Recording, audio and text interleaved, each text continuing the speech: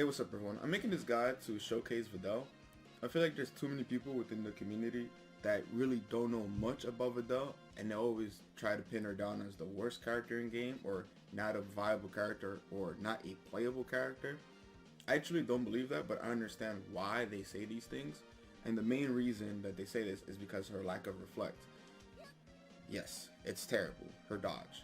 They did try to buff it out, make it better by letting you react 2 frames faster in Season 3, but it's honestly just not good because things like 5S into Vanish jail on Videl, where in other characters you can reflect and be away from the opponent, push your opponent away, but Videl you have to hold that. You actually have to just stay there, continue blocking, or commit to a riskier option.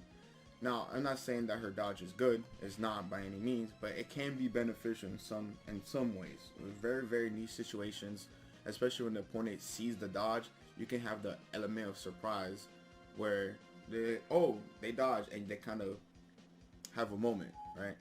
But most of the time, you're better off doing DP or doing her counter level 1 super. You're better off doing either of those options or just flat out blocking, because truthfully, it's a really bad situation to be in. And one of the really bad things that I dislike about Videl the most is the fact that she has a lot of buttons on her S.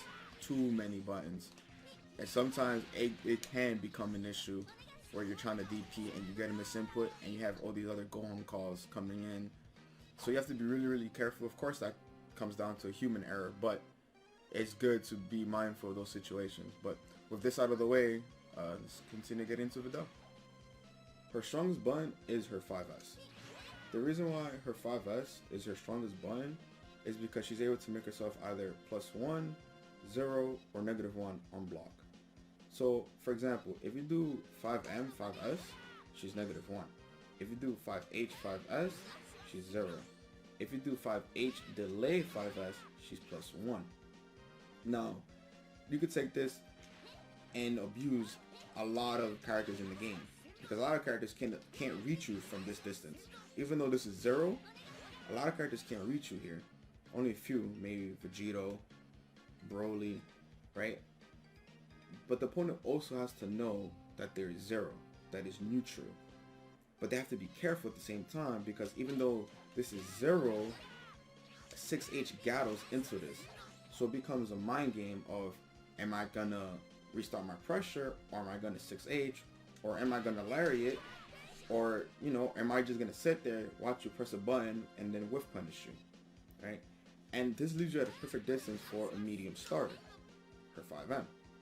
Even though her 5M is -8, and the opponent's sitting there blocking, or they press a button, either it's a medium starter, or you restart your pressure.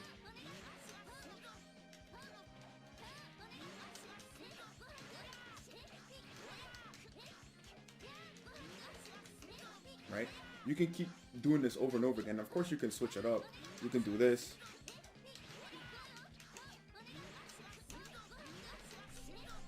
Right? And you kind of keep repeating this process. And the opponent, you know what you're doing as the Videl player, but the opponent eventually may feel like taking a risk. Right? They can do options like DP, super, reversals. They can do these options, but they have to know the mind game of what you're doing, because you can just stand, you can also stand here and do nothing, right? You can back off if you really wanted to. So the opponent has to be really careful when doing set actions.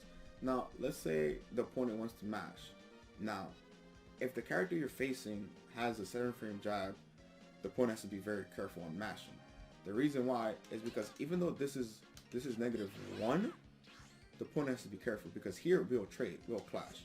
And Videl has a 5L, 4L. It's pretty fast, 6 frames, right? So even if they mash on that first possible frame, they have to be ready for the clash as well. And a lot of people, they are ready, but sometimes you aren't. You have to have the experience against Videl, and not many people have that experience against her. Not many people play the character. Not even people who play the character know this information, right? So which is why I say her 5 is the strongest button. Another reason why 5S is strong is because, let's say for example, Goku jabs, right? Let's say I do this block string. Goku jab, but he got clipped. The reason he got clipped was because he has 1 frame to jab me. And if you get hit by this is a really strong starter, because 6H gathers into it, and you could do your level 1 into a bunch of free damage here, which you earn, rightfully so, and the opponent has to eat all of that. And on top of that, Videl does have double super, so you have to be careful because she could just dump meter whenever she wants. Now, let's say the opponent has a 6-frame jab, right? This block string no longer works on the opponent because they can match the first possible frame. Now, if the opponent is able to match that first possible frame, you have to be careful because if they hit Gohan, you're pretty much in a bad situation. You're in a really bad situation.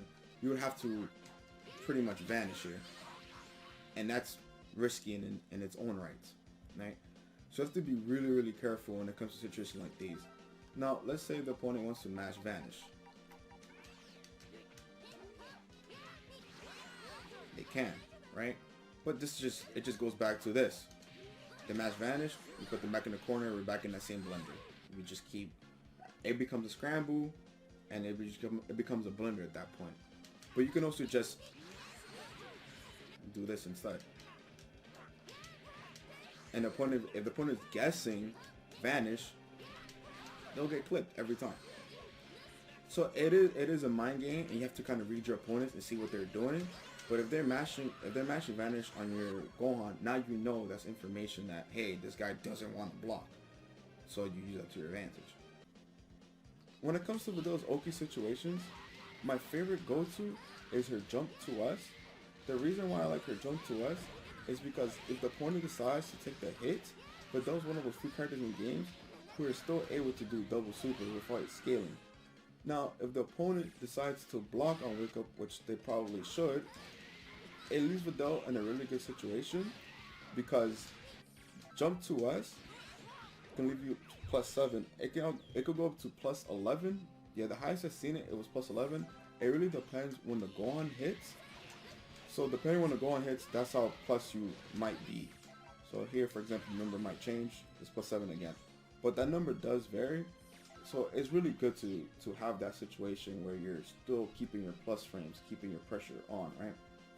Now, let's say the opponent wants to reflect.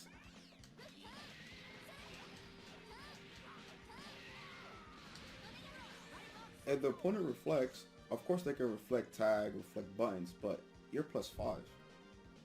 So because you're +5, you can maintain your pressure and go into that whole situation of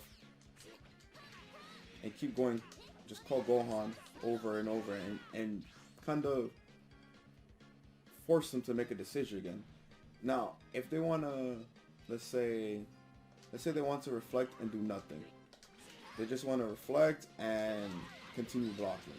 Well, you can beat that as well, because if you do jump to as delay medium command grab, you get a punish here. Of course, they'll lose to reflect tag, but if they decide to just block, they'll get hit by that command grab. Yes, they can crouch it, but you know, it's a hard call out per se. Now, let's say the opponent wants to, what do people like doing on Wake Up? They like to run. They like to do dash. A lot of people like to test and dash, right? For this setup, you can't dash out of it either, because if you do, Gohan hits you. I promise you, Gohan hits you. I'm just bad at this game, but Gohan hits you if you try to dash under. Yeah. If you try to dash under him, Gohan will hit you. The reason why Kibu was able to dash out before was because I delayed Gohan too much. But if you do it properly, if you time it correctly, that's not an option, I promise. You have to believe me. And and at the same time, let's say the opponent wants to do level 3. People love level 3 on Wake Up, right? So let's say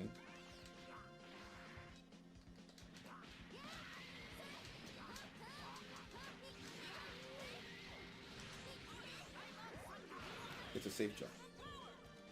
So even though the opponent has options per se, Videl has ways to beat those options as well. Universal mechanics like reflect tag, you 2H. If they stay in there blocking, you continue block string. If they want to reflect, stand there, you can command grab them. Like there's multiple options that you can do to bait or to punish your opponent for taking the risk of trying to be safe. Now, the next thing I want to go over is, what if the opponent keeps on reflecting you? You have to make the opponent respect you one way, right? They're tired of blocking. They're tired of standing there taking all this. Even though it's not doing much, they're just tired of blocking, and they just choose to reflect over and over again. Now, 6H, the first hit of 6H always jails, right? But the second hit is reflectable. So what does that mean? If you're doing 6H and the opponent reflects, you want to do medium lariat. You want to react medium lariat. The reason why you want to do medium lariat is because sometimes L lariat either gets reflected away or it whiffs completely. So you do medium lariat to avoid this. And if the opponent is still mashing reflect, you can get the 5M starter here and punish them for mashing reflect. Or you can just delay overhead, right?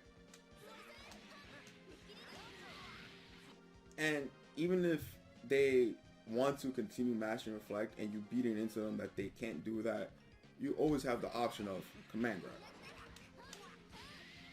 And at this point, the opponent has to understand that they're not able to do these options. Now, some characters have ways to get out of 6H. Like some characters, for instance, they can do their counter level 1 super, right? So let's say Bardock does his level 1. His damn you is what I like to call it. Is it this one?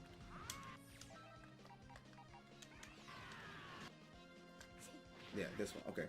So let's say he wants to do his level 1, right? I'll get hit. But something that people don't know is that whenever you're doing 6H, you can cancel this into DP. So even though Bardock decided to spend a bar and do that, you can do this into DP, into Spark, or just level 1, because after you do level 1 with Videl, she has access to double super. So it becomes a situation where, do you really want to get hit by Videl? Do you really want to take that risk, that option? And yes, there's a lot of things to look out for while doing your block strings, where other characters can just do things brain dead, I guess. It adds an element of, okay, whoa, wait, she has too many things, let me be careful as well as the opponent. Yes, I have to look for a lot, but the opponent also has to look for a lot as well, right? And another thing, let's say the opponent does want to do level 3. Let's say this Bardock player, he wants to do his level 3.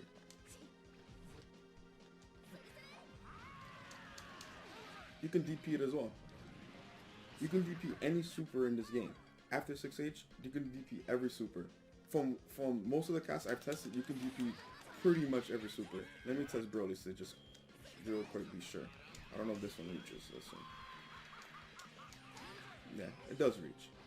So even though it's a situation that the opponent can level 3 you, it's, do you want to level 3? You have to be careful.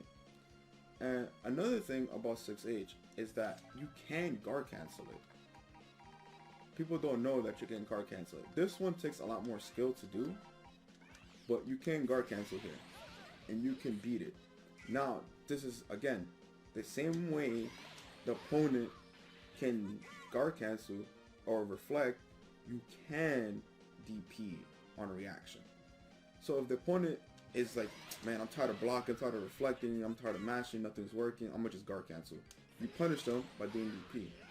You can either do this, counter super, or the best punish for level 1. Now, you do not want to get hit by her level 1. Getting hit by her level 1 is probably worst case scenario, because truthfully, she gets so much damage in this scenario that is really not worth. Right, she gets 5.6, and if you know, that wasn't an optimal version, but I'm just showing you how much damage you can get if you start meter dumping. So you have to be really careful when you guard cancel Videl.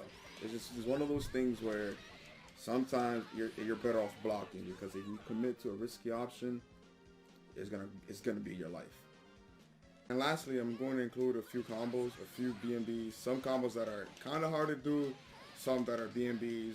Of course, if you know any other combos that are more optimal or anything like that, just let me know. And also let me know how I did overall in the video. So if you like it, like, comment, subscribe, of course. And yeah, till next time. Later.